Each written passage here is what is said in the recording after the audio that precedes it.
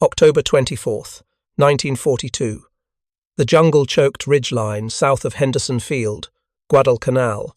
Sergeant John Basilone crouched behind his M1917 Browning machine guns as approximately 3,000 Japanese soldiers from the Sendai Division massed in the darkness beyond his position. A former army boxer who had been rejected for poor eyesight 7 times, only to enlist in the Marines to get back to the Philippines he loved. A man who had spent more time as a field cook than a combat infantryman.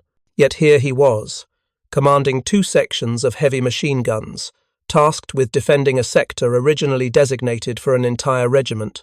The Japanese forces approaching his position included veteran troops who had conquered Singapore, crushed British forces in Malaya, and swept through the Dutch East Indies with mechanized precision. They came with grenades, mortars, and the absolute certainty that Henderson Field would be theirs by dawn. Standard military doctrine said one understrength battalion could never stop a divisional assault. Every tactical manual agreed.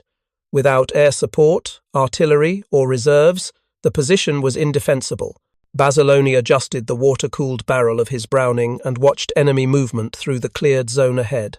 The Japanese commanders expected to sweep through in hours, overwhelm the thin American line, and recapture the airfield that had become the linchpin of Allied operations in the South Pacific.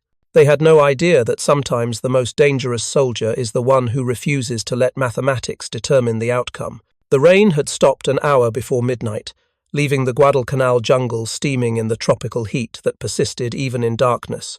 Basilone could hear the distinctive sounds of Japanese troops moving through the undergrowth, branches snapping under the weight of soldiers who had marched for days through terrain that destroyed entire companies.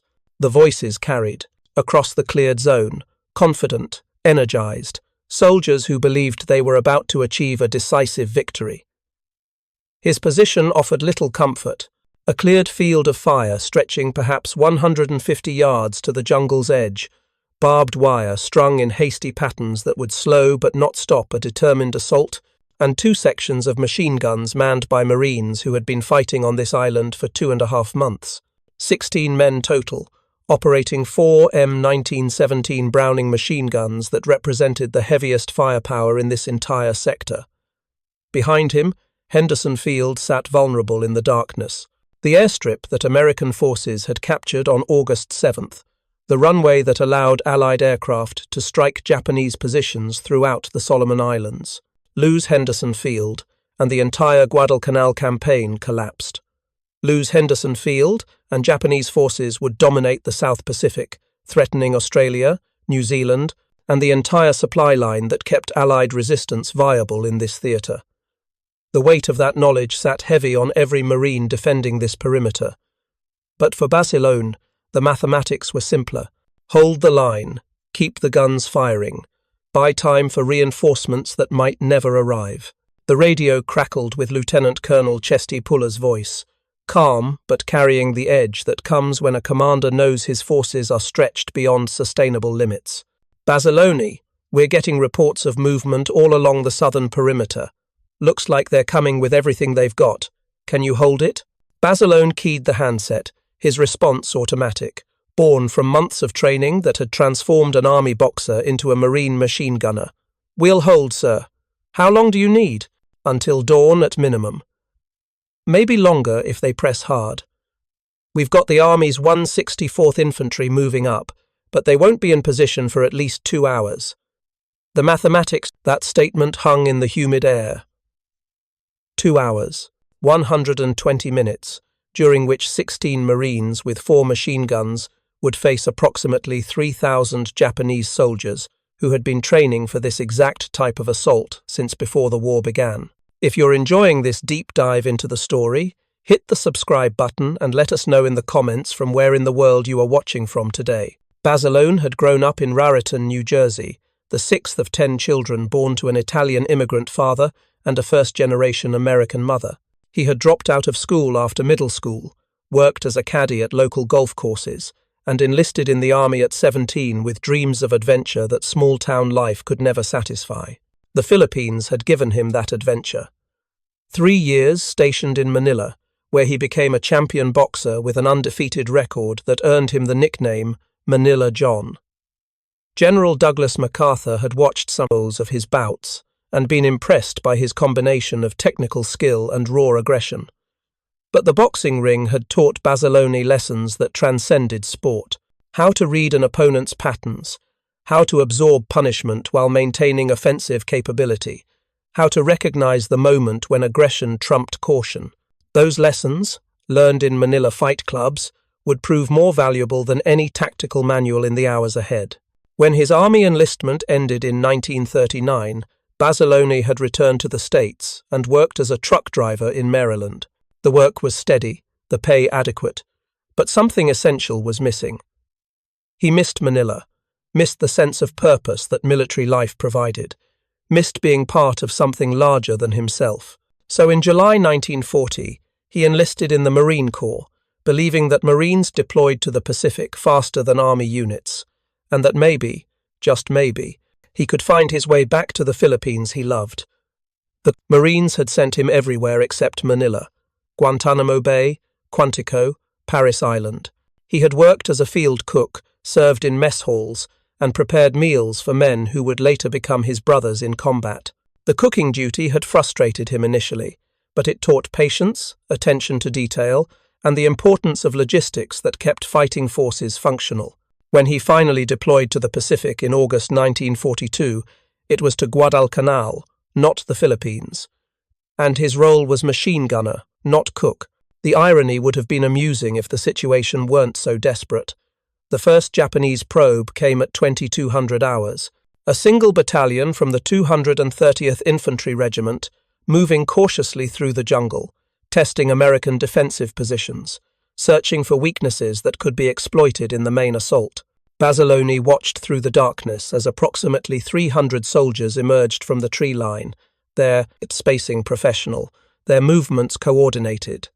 These were not conscripts.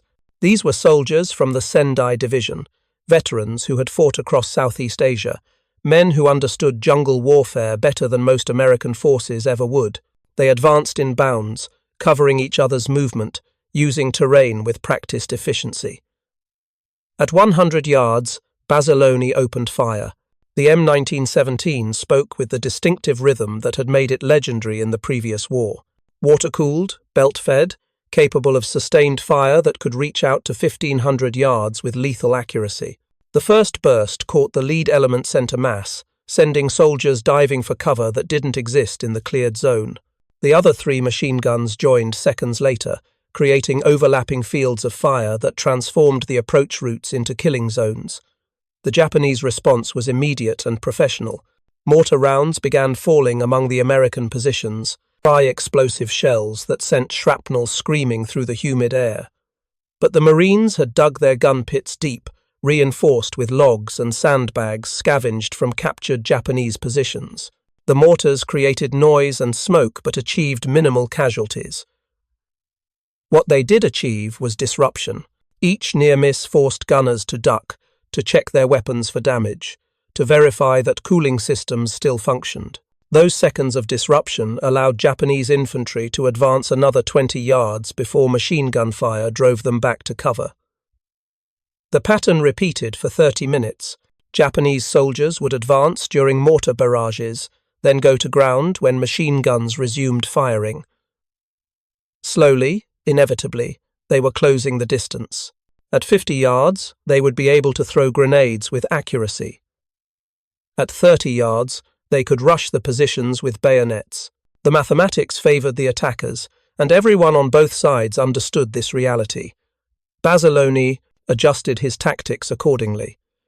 Instead of attempting to stop the advance through volume of fire, he began targeting specific threats: soldiers carrying mortars, squad leaders coordinating movement, any soldier whose actions suggested technical expertise or tactical command.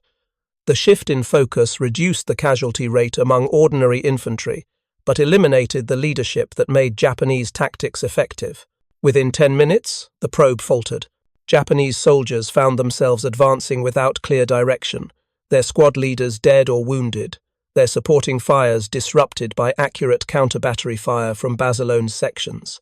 At 2300 hours, they withdrew back into the jungle, leaving approximately 40 casualties in the cleared zone. The radio crackled again. "Good shooting, Sergeant. First blood goes to us, but that was just their reconnaissance. The main assault will be different." Basilone understood exactly what Puller meant. The Japanese had learned the positions of American machine guns, the patterns of their fire, the gaps in defensive coverage.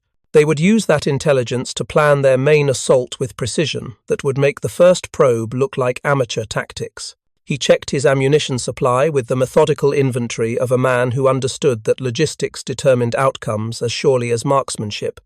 12 belts remaining per gun, approximately 3,000 rounds per weapon. If they maintained fire discipline, conserved ammunition for critical moments, they might have enough to last until dawn. If the Japanese attacked with everything they had, those calculations became meaningless. The second assault came at midnight. Not a probe this time. A full battalion assault from the 29th Infantry Regiment, approximately 600 soldiers advancing in waves, supported by coordinated mortar fire that fell with precision born of professional gunnery. The attack hit the American lines with overwhelming force, exploiting the gaps that reconnaissance had identified, pressing sectors where machine gun coverage was weakest. Basilone's sections bore the brunt of the assault. Japanese infantry advanced in disciplined waves, each wave absorbing casualties while allowing the next to get closer to American positions. The tactics were sound, built on doctrine developed through years of combat experience. Accept casualties in the initial waves to exhaust American ammunition, then overwhelm defensive positions with numerical superiority when the guns fell silent. But Basilone had learned different mathematics in Manila boxing rings. Accept the punishment in early rounds to study your opponent's patterns, then exploit those patterns when they believe they understand your capabilities. He let the first wave advance to 70 yards before opening fire, longer than optimal, closer than safe, but calculated to maximize casualties while conserving ammunition. The Browning hammered out, controlled bursts, traversing smoothly across the advancing line, each burst dropping multiple soldiers. The other guns followed his lead, creating curtains of fire that stopped the first wave 30 yards short of the American positions. The second wave came immediately behind, advancing over their own casualties, using bodies for cover, closing the distance while machine guns reloaded. Japanese grenades began falling among the American positions, high explosive charges that created casualties even in reinforced fighting holes. One of Basilone's gun crews took a direct hit, killing the gunner instantly, and wounding the assistant gunner so severely he could no longer fight. That left 3 guns operational against forces that showed no signs of stopping their advance. Basilone made a decision that violated every tactical manual. He abandoned his gun, grabbed the weapon from the disabled crew position, and physically carried the 60-pound machine gun to a new firing position that provided better fields of fire. The movement required 30 seconds of exposure to Japanese small arms fire. 30 seconds during which enemy marksmen had clear shots at a Marine carrying equipment that clearly identified him as a high-value target. He made it to the new position, set up the gun, and resumed firing before Japanese infantry could exploit the temporary gap in defensive fire. The relocated weapon now covered an approach that had been weakly defended, stopping a squad-sized element that had been maneuvering for a flanking attack. The tactical adjustment saved the position, but it also established a pattern that would define the next 48 hours. Basilone moved constantly, repositioning guns, repairing damaged weapons, and maintaining fire even when mathematics said continuation was impossible.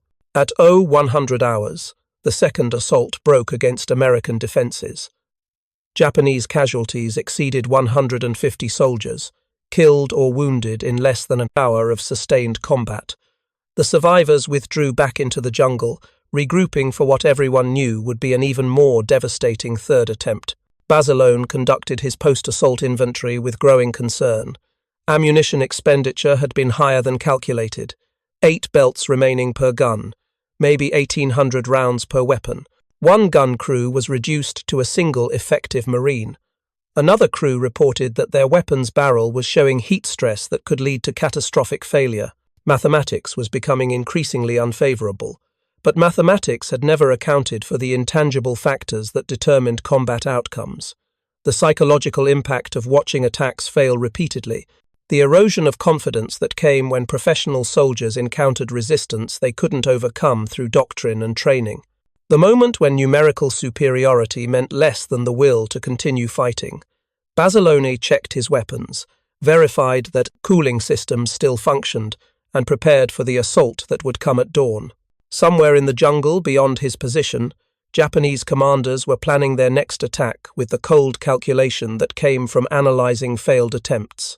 They would come with different tactics, exploit different weaknesses, press harder than before. But they would still be attacking positions defended by Marines who understood that Henderson Field could not fall.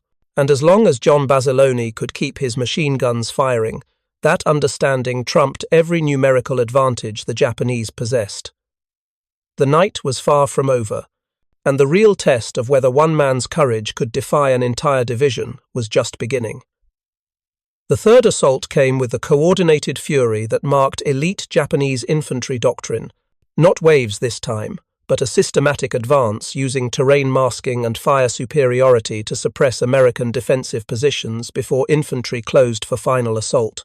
2 battalions, approximately 1,200 soldiers, advancing in echelon formation with mortars walking ahead of their movement. The attack focused on Basilone's sector with precision that indicated professional reconnaissance.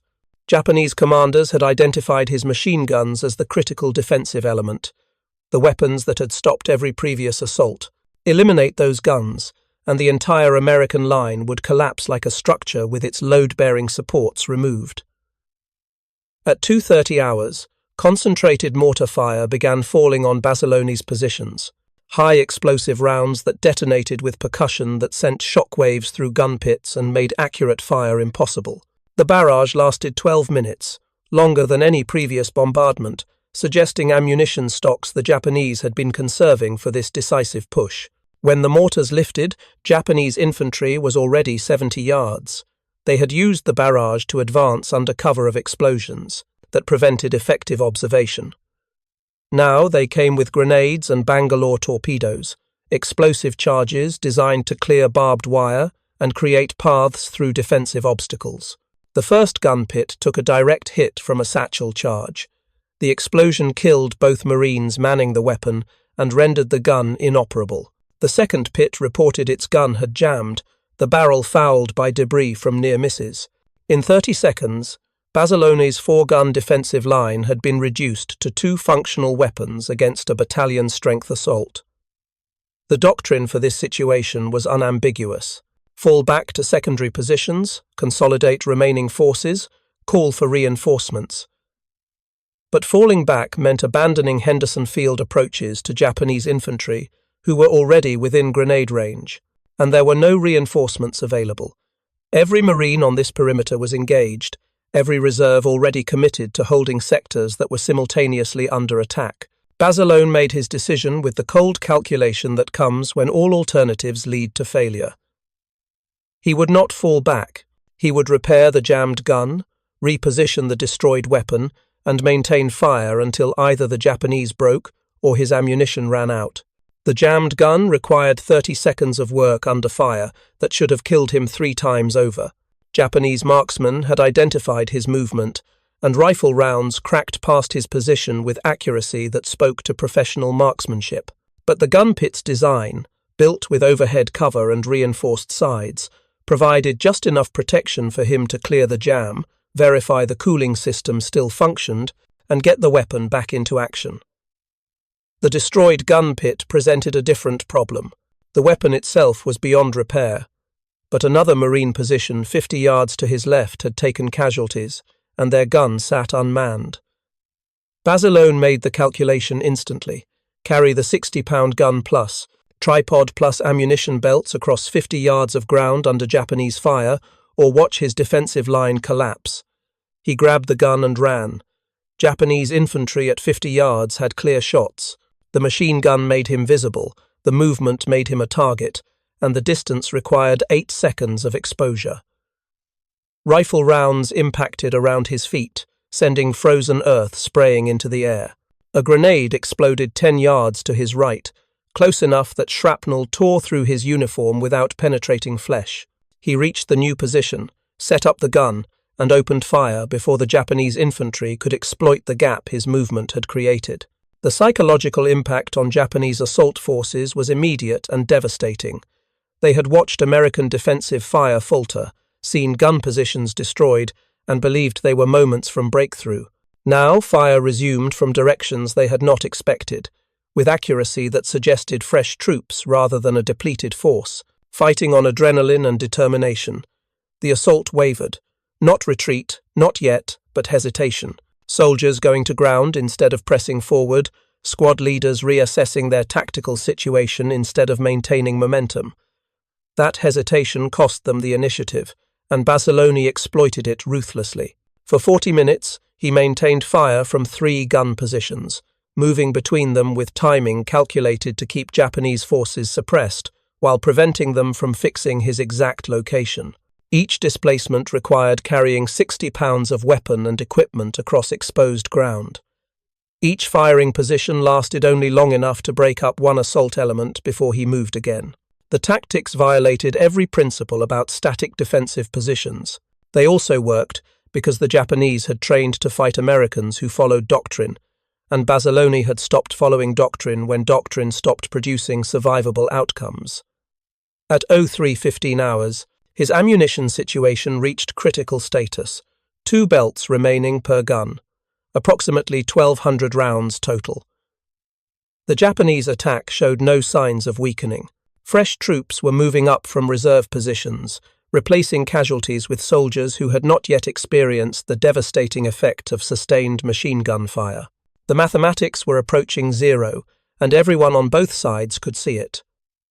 Radio contact with Lieutenant Colonel Puller confirmed what Basilone already knew. Ammunition resupply was impossible.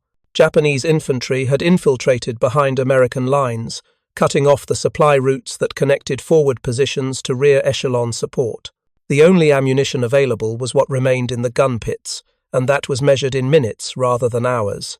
Puller's voice carried the weight of a commander who understood he was asking men to achieve the impossible. "Can you hold until 0400? We're trying to organize a counterattack, but we need time to pull forces from other sectors." Basilone checked his remaining ammunition with the inventory of a man whose survival depended on accurate accounting. 45 minutes?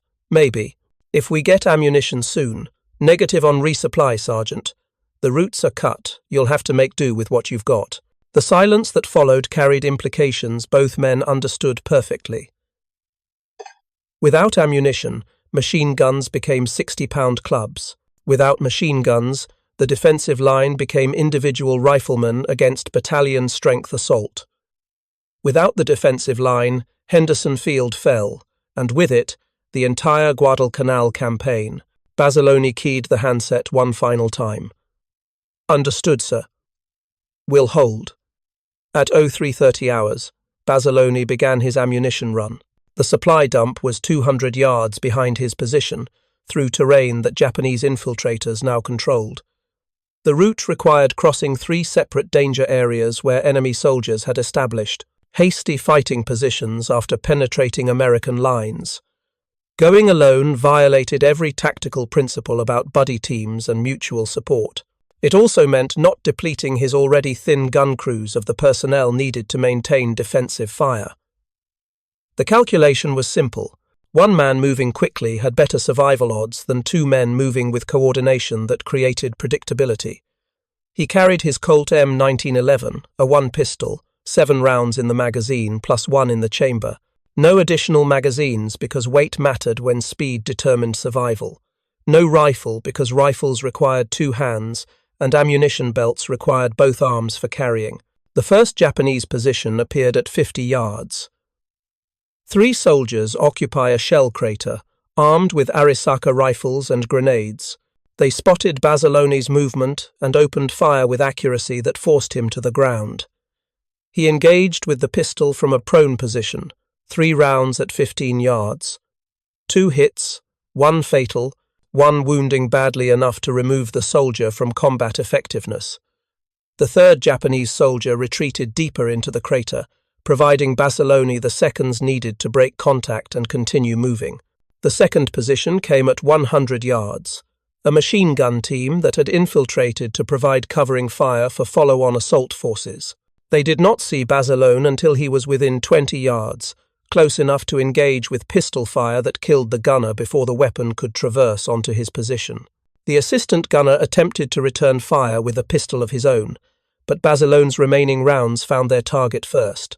3 rounds left, 100 yards remaining to the supply dump, and an unknown number of Japanese soldiers between his current position and ammunition represented the difference between holding the line and watching Henderson Field fall. Mathematics was becoming increasingly unfavorable, but mathematics had never accounted for the variables that Basilone brought to every engagement, the boxing instincts that read opponent patterns. The mining town toughness that refused to quit when quitting made logical sense, the absolute conviction that his Marines were depending on him to achieve what doctrine said was impossible. He reached the supply dump at 03:45 hours, with 1 round remaining in his pistol. The ammunition belts he needed weighed approximately 90 pounds total, 6 belts of 30 caliber rounds that would give his guns another 30 minutes of sustained fire if they maintained optimal fire discipline. 90 pounds across 200 yards of hostile ground, without supporting fire, with Japanese infiltrators who now knew an American was operating behind their lines. The return trip would be harder than the approach, because Japanese forces would be alert, coordinated, hunting for a target they understood was critical to American defensive capability. Basilone loaded the ammunition belts across his shoulders, distributed the weight as evenly as possible, and began the return movement. The load made speed impossible, made concealment difficult, made every step a calculated risk that exposure would draw fire he could not evade while carrying equipment that restricted his mobility. If you find this story engaging, please take a moment to subscribe and enable notifications. It helps us continue producing in-depth content like this. The first contact came at 75 yards from his gun positions. A Japanese patrol, 6 soldiers moving in tactical formation, searching for American infiltrators who had been reported operating in their rear. They spotted Basilone at 30 yards, close enough that rifle fire should have been lethal against a target burdened with 90 pounds of ammunition. What happened next would be documented in multiple after-action reports, verified by witnesses who survived the engagement and become part of Marine Corps legend. Dropped the ammunition belts, drew his pistol with the single remaining round, and charged directly at the Japanese patrol. The tactic made no tactical sense. 6 soldiers with rifles against 1 Marine with a pistol containing 1 bullet. The mathematics favored the Japanese by margins that doctrine could not overcome. But Basilone understood something doctrine could not teach. Sometimes the most effective tactic was the one no enemy expected, the action so far outside normal combat behavior that it created hesitation, confusion, seconds of uncertainty that could be exploited by a soldier who understood that aggression trumped caution when caution meant death. The pistol shot killed the lead Japanese soldier at 20 yards. Then Basilone closed the remaining distance with the empty pistol used as a club, striking with the kind of violence that came from Manila boxing rings, where losing meant unconsciousness and winning meant survival. 2 Japanese soldiers went down under pistol, strikes delivered with precision that targeted vulnerable points. Temple, throat, the base of the skull where impact created immediate incapacitation. The remaining 3 soldiers attempted to bring their rifles to bear, but rifles required distance to be effective, and Basilone had closed inside their effective engagement range. He seized an Arisaka rifle from a fallen soldier and used it with the bayonet attached, close-quarters fighting that resembled street brawling more than military tactics.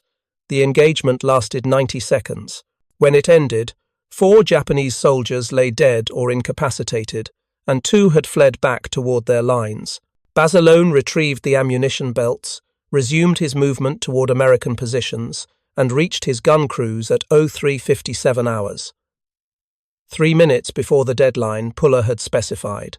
3 minutes that represented the margin between holding Henderson Field and watching the entire defensive line collapse. The gun crews reloaded, with ammunition that one sergeant had carried through hostile ground, through multiple engagements, through circumstances that doctrine said should have resulted in death or capture. They resumed firing with renewed intensity, breaking up Japanese assault formations that had been preparing for a final push against positions they believed were out of ammunition. The psychological impact on Japanese forces proved decisive. They had committed everything to this assault, accepted extraordinary casualties, pressed attacks with determination that should have overwhelmed American defenses. Now, at the moment when victory seemed achievable, American fire not only continued but intensified. Japanese commanders facing this reality had to recalculate every assumption about American defensive capabilities. How many more ammunition runs could Americans make? How many more guns were held in reserve? What else had their reconnaissance missed about defensive preparations? The questions created hesitation. And hesitation in assault operations creates opportunities for defenders who understand how to exploit uncertainty. At 0430 hours, the 4th Japanese assault began with every resource their commanders could commit. 800 soldiers from reserve elements, fresh troops who had not participated in previous attacks, supported by every available mortar and every remaining machine gun. This was the final push, the last attempt to break through before daylight brought American air support that would make continued operations suicidal. Basillone's ammunition situation had improved but remained critical. The belts he had retrieved provided 30 additional minutes of sustained fire. But 30 minutes against 800 soldiers meant impossible mathematics. Every round had to count. Every burst had to achieve maximum casualties. There was no margin for suppressive fire or harassment, only precision shooting that turned each belt of ammunition into guaranteed Japanese casualties. He adjusted his tactics one final time, making calculations that balanced ammunition conservation against the need to break assault momentum before Japanese forces closed to grenade range. Instead of engaging the entire assault formation, he targeted the soldiers who mattered most. Officers identifiable by their swords, non-commissioned officers by their position relative to squads, soldiers carrying heavy weapons that could suppress American positions, radio operators whose equipment made them visible even in darkness. The mathematics of this approach were brutal but effective. Removing leadership from assault formations created confusion that could not be quickly resolved. Eliminating heavy weapons crews reduced Japanese suppressive fire capability. Killing radio operators severed communication that coordinated multi-axis attacks. Within 20 minutes, the 4th assault devolved from coordinated battalion attack into disconnected squad actions. Japanese infantry found themselves advancing without clear direction, their supporting fires disrupted, their command structure degraded by accurate fire that seemed to anticipate their tactical decisions. The assault broke at 0500 hours. Not retreat, but withdrawal to positions where they could reorganize and reassess. Daylight was approaching, and with it came the certainty that American aircraft from Henderson Field would arrive with bombs and strafing runs that would devastate forces caught in the open. Japanese commanders made their final calculation: continue the assault and face destruction from air attack, or withdraw to positions where they could defend against inevitable American counterattack. They chose survival over achievement, pulling back their forces in coordinated withdrawal that minimized additional casualties. At 5:30 hours, as dawn broke across Guadalcanal, the battle for Henderson Field in Basillone's sector was over. 2 days and nights of sustained combat.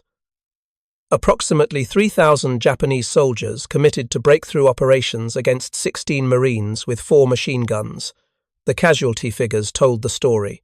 Japanese losses exceeded 300 killed, with wounded likely doubling that number. The entire regimental assault had been stopped by defensive fire from positions that should have been overrun in the first 2 hours of fighting. American casualties in Basillone's sector: 13 killed, 3 wounded, 3 effective, including Basillone himself. Private First Class Nash Phillips, who had lost his hand during the fighting, later described seeing Basilone during the final hours of combat. His eyes were red as fire from lack of sleep and constant exposure to muzzle flash. His face was black with powder residue and accumulated grime from 2 days without rest. His uniform was torn and blood-stained, though most of the blood belonged to Japanese soldiers he had killed in close combat. His hands showed severe burns from repeated contact with overheated machine gun barrels. blisters that had opened and bled but had not stopped him from maintaining fire. He was barefoot. Somewhere during the ammunition run or the close quarters fighting, he had lost his boots, but his pistol remained tucked in his waistband, and his determination remained intact. He had checked on each wounded Marine, ensured they received medical attention, verified that his gun crews had adequate ammunition for continued defense if Japanese forces renewed their assault. Only then did he allow himself to collapse, exhaustion finally claiming a bill that adrenaline had deferred for 48 hours. Medical examination revealed the toll that 2 days of continuous combat had exacted: severe dehydration, hearing loss from repeated exposure to explosions and sustained gunfire, multiple minor shrapnel wounds that had been ignored during the fighting, second-degree burns on both hands from contact with overheated weapon barrels, mild shock from accumulated stress and physical exhaustion. The assessment recommended immediate evacuation to rear area medical facilities for recovery. Basilone refused. His Marines were still on the line. His guns still needed maintenance. The defensive positions still required improvement before the next Japanese assault. He remained at his post for another 72 hours, improving defensive works, training replacement Marines, ensuring that the positions he had defended at such cost would remain viable if Japanese forces attacked again.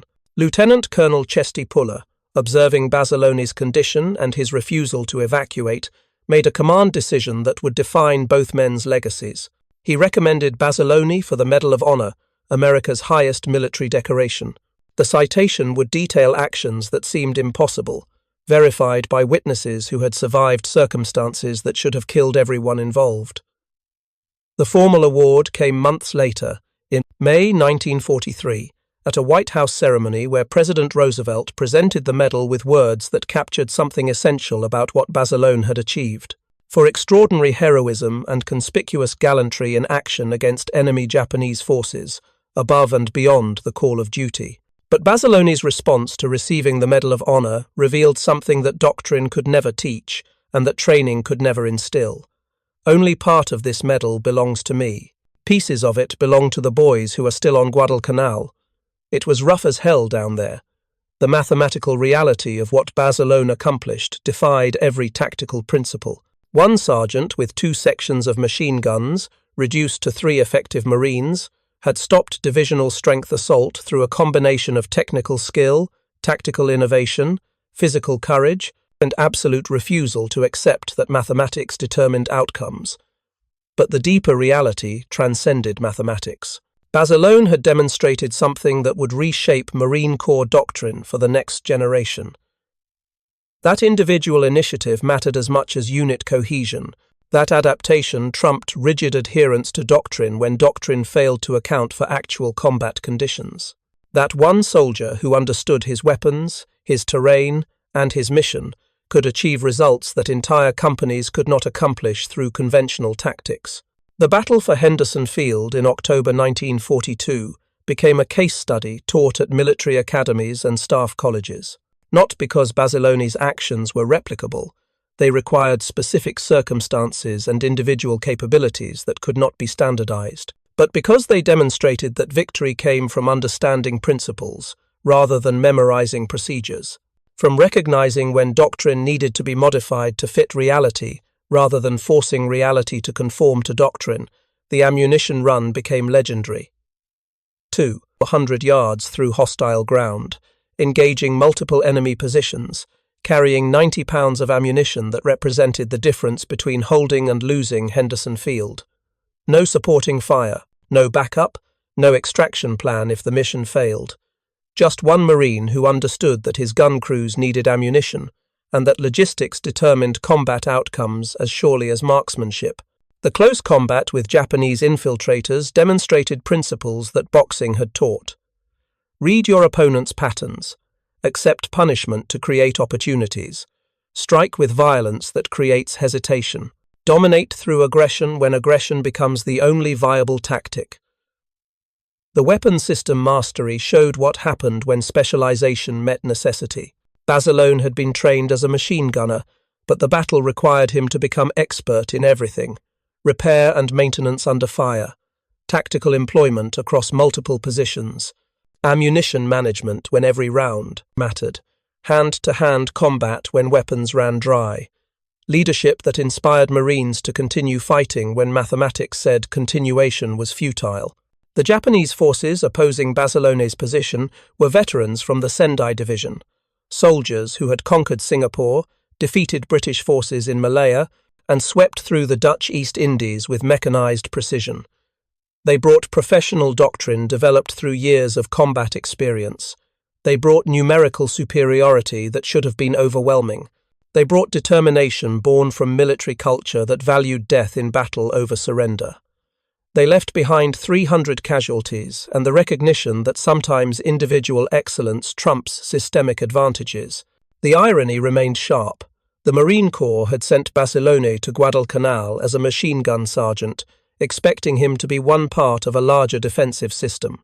He had become the entire system, holding ground through personal capability that exceeded what doctrine predicted was possible. After the battle, Basilone returned to the United States for war bond tours, a role that frustrated him because it took him away from his Marines and from combat where he believed he belonged.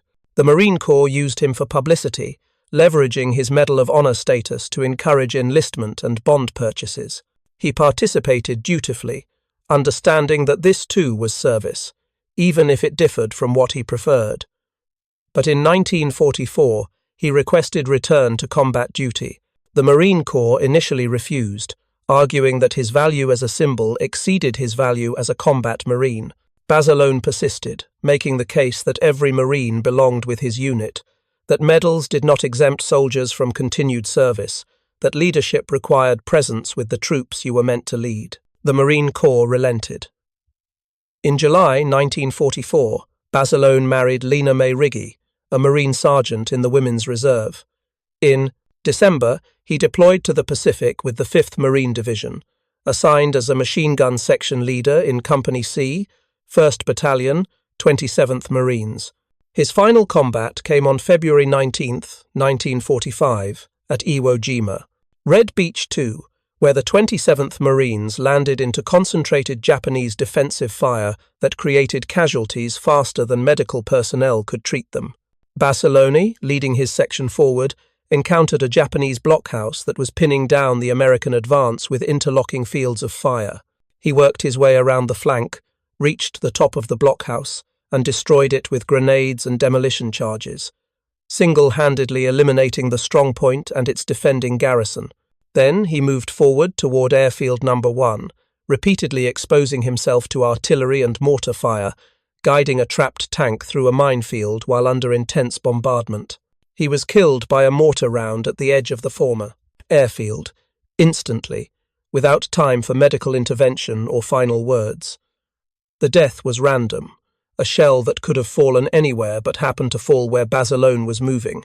No dramatic last stand, no final heroic action, just the sudden violence that characterized combat in the Pacific theater. His actions at Iwo Jima earned him the Navy Cross, awarded posthumously.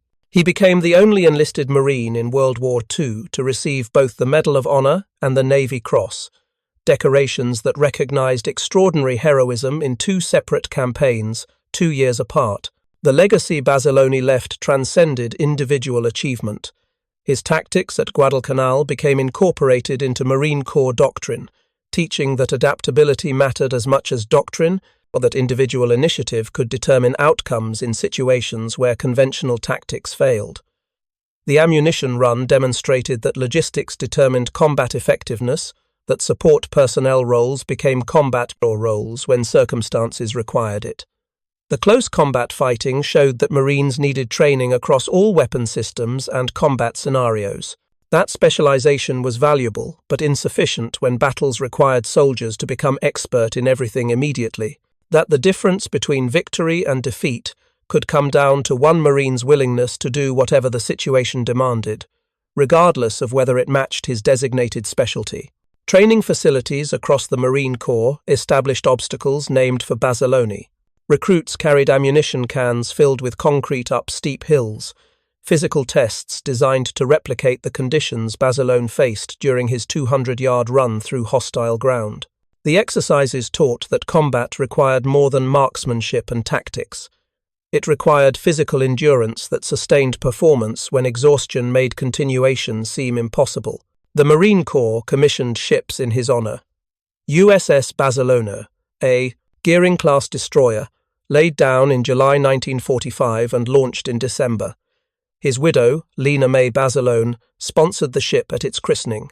In 2024, a second ship, John Barcelona, a guided missile destroyer, was commissioned and homeported in Mayport, Florida. The naming honored his legacy across generations of Marines who learned his story and understood what he represented. Pacoima, California, constructed the Barcelona homes in 1944, 1,500 apartments for returning Marines, built from Army barracks relocated to a site near Hansen Dam. The development operated until 1955, providing housing for veterans who had served in campaigns that Barcelona helped define. But perhaps the most significant legacy remained in the Marines who served after him. Every machine gunner who understood that maintaining fire mattered more than personal safety.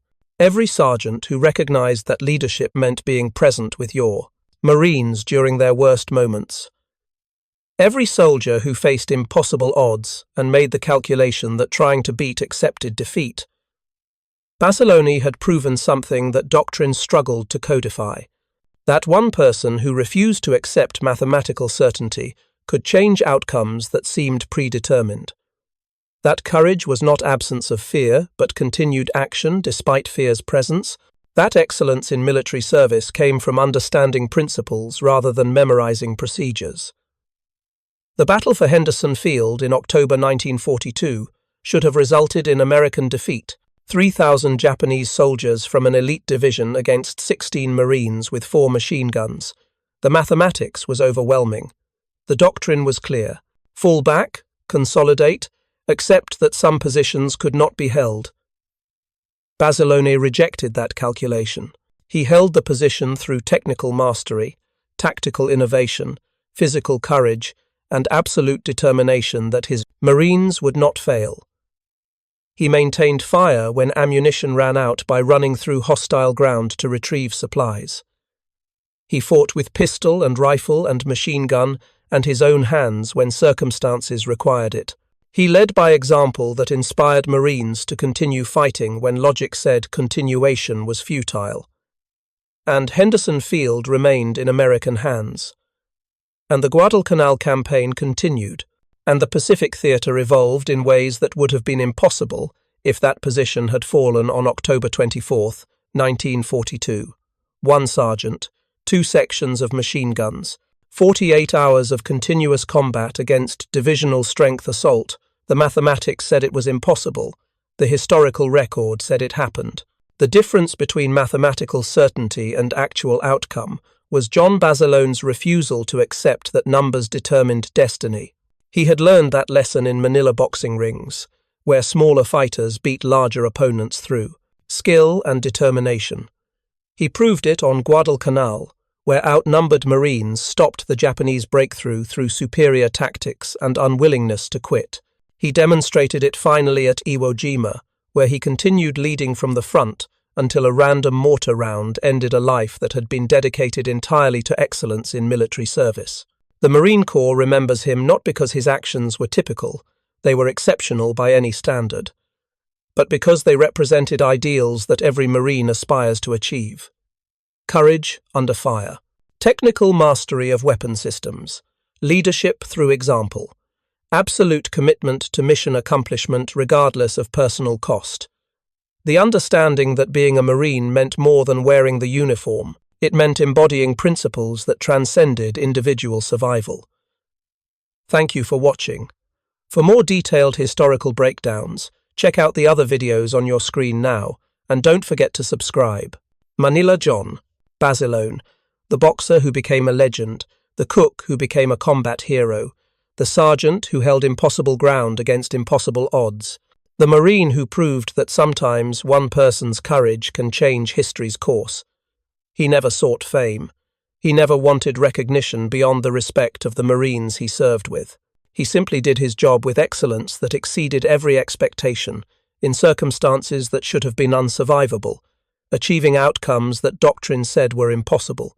And because he did, Henderson Field remained in American hands, and Guadalcanal became an American victory, and the Pacific War evolved along paths that required that victory to exist.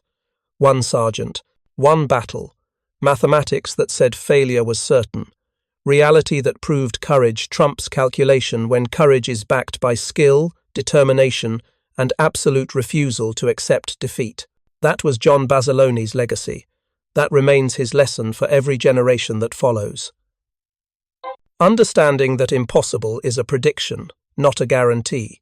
And sometimes, when everything depends on holding ground that cannot be held, one person who refuses to accept mathematical certainty can prove the mathematics wrong.